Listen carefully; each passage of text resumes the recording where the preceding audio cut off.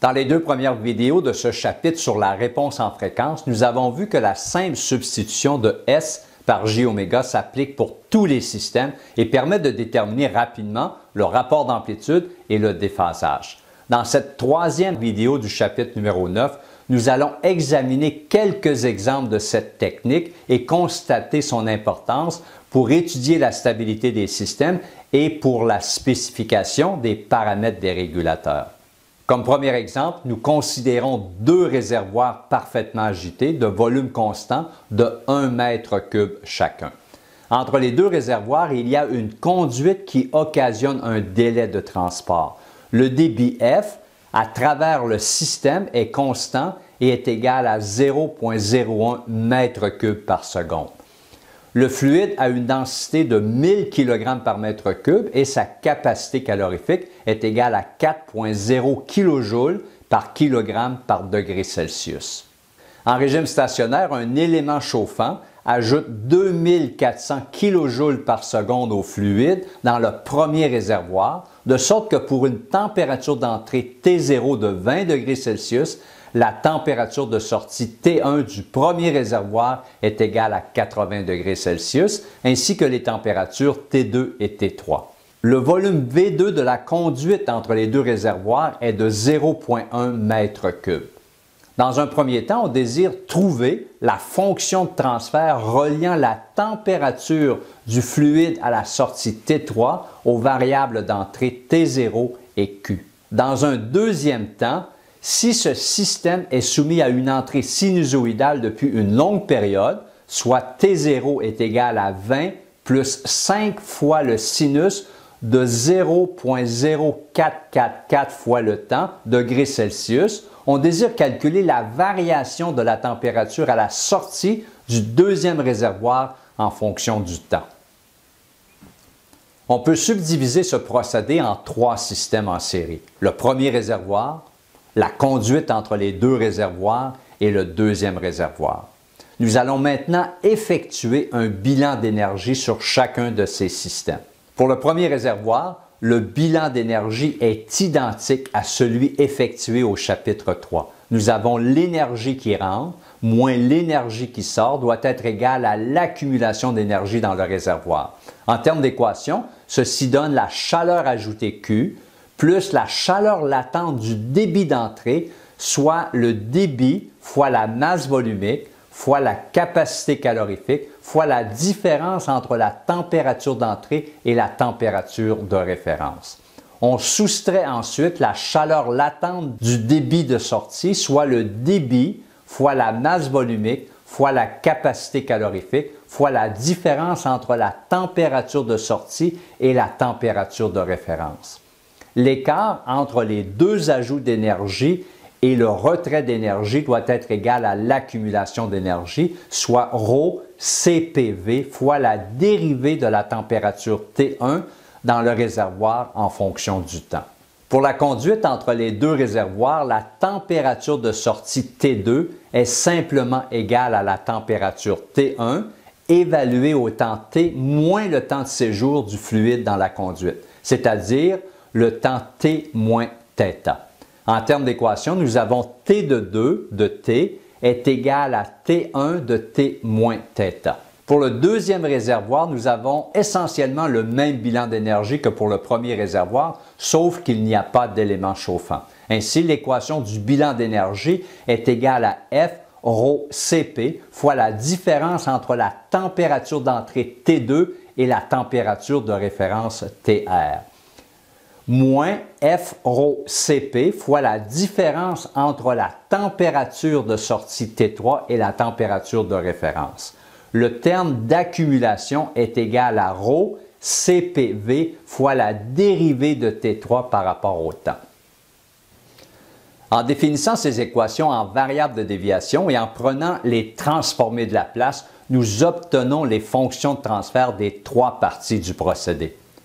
Pour le premier réservoir, la température de sortie est reliée à l'énergie ajoutée par l'élément chauffant et à la température d'entrée telle que dérivée au chapitre 3. Les deux fonctions de transfert sont du premier ordre avec une constante de temps T1 égale à 100 secondes.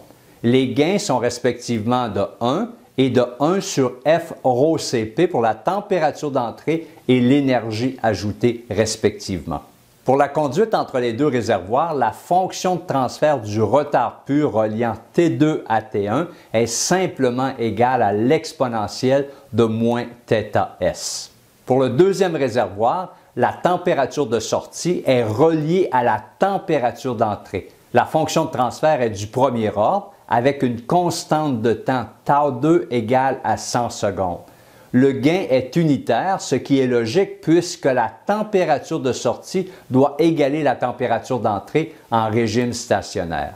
Pour obtenir la fonction de transfert globale du système, les trois fonctions de transfert sont simplement multipliées. On obtient ainsi la relation qui existe entre la température de sortie du deuxième réservoir T3 à la température d'entrée du premier réservoir et à la chaleur ajoutée au premier réservoir Q. Ces deux fonctions de transfert sont définies en variable de déviation. Nous allons maintenant calculer le rapport d'amplitude et l'angle de phase pour chacun de ces trois systèmes. L'entrée du procédé varie selon la fonction 20 plus 5 fois le sinus de 0,0444 fois le temps. Ceci implique que l'amplitude de la variation est de 5 degrés Celsius et la fréquence angulaire est égale à 0,0444 radians par seconde. Avec la fréquence angulaire, il est possible de calculer directement le rapport d'amplitude et l'angle de phase de ces trois fonctions de transfert en série qui relient la température de sortie du deuxième réservoir T3 à la température d'entrée du premier réservoir T0. Le premier réservoir est un système du premier ordre, de sorte que le rapport d'amplitude est égal à 1 sur la racine carrée de tau carré oméga carré plus 1, ce qui donne un rapport d'amplitude de 0,22 pour une fréquence angulaire de 0,0444 radians par seconde. L'angle de phase pour ce système est égal à tangente moins 1 de moins oméga tau, qui est égal à moins 77,3 degrés. Pour le retard pur, le rapport d'amplitude est égal à 1 et l'angle de phase est égal à moins oméga θ, que l'on peut multiplier par 180 degrés sur pi pour convertir l'angle en degrés. On obtient dans ce cas-ci un angle de phase de moins 25,44 degrés. Comme la fonction de transfert du troisième système, soit le deuxième réservoir, est identique à celle du premier réservoir, ainsi, le rapport d'amplitude est égal à 0,22 et l'angle de phase est égal à moins 77,3 degrés. Avec le rapport d'amplitude et l'angle de phase de chacun des trois systèmes, il est possible de déterminer la variation de la température à la sortie du deuxième réservoir en fonction du temps.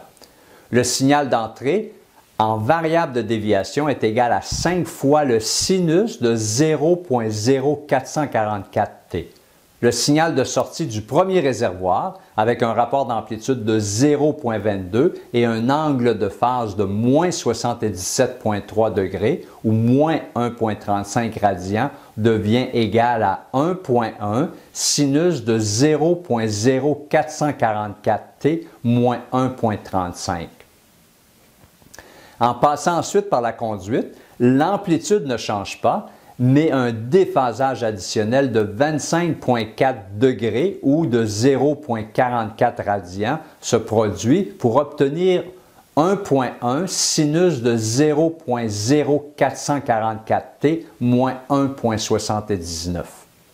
Le signal de sortie du deuxième réservoir avec un rapport d'amplitude de 0,22 et un angle de phase de moins 73,3 degrés ou de moins 1,35 radians devient 0,24 sinus de 0,0444t moins pi. Il y a donc à cette fréquence angulaire un déphasage de moins 180 degrés ou de moins pi entre le signal d'entrée et le signal de sortie.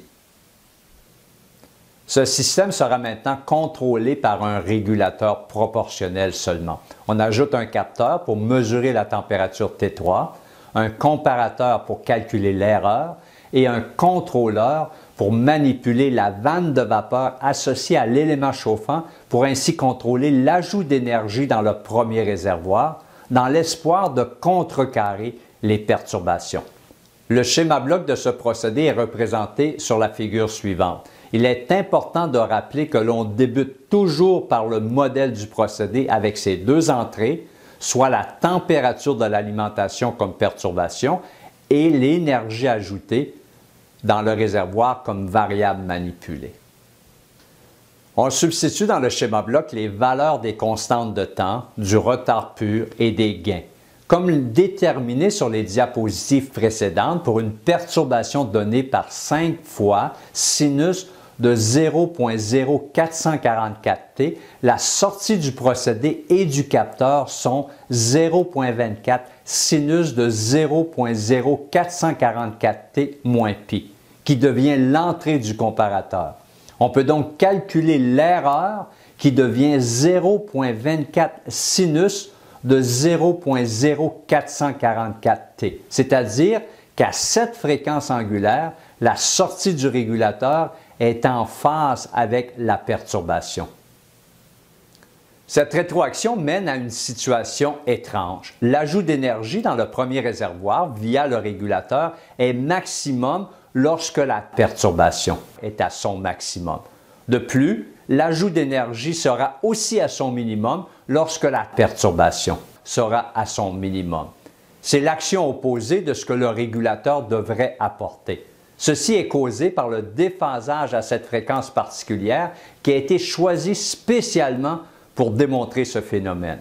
Idéalement, Q devrait supprimer la perturbation de la température d'entrée dans son effort pour maintenir la température du deuxième réservoir constante. Comme un signal contient habituellement toutes les fréquences, il sera impossible d'éviter ce problème. La seule action possible consiste à modifier le gain du régulateur cassé afin que le système demeure stable à cette fréquence, c'est-à-dire que le rapport d'amplitude de tous les éléments autour de la boucle soit plus petit que 1 à la fréquence angulaire pour laquelle l'angle de phase est de moins 180 degrés.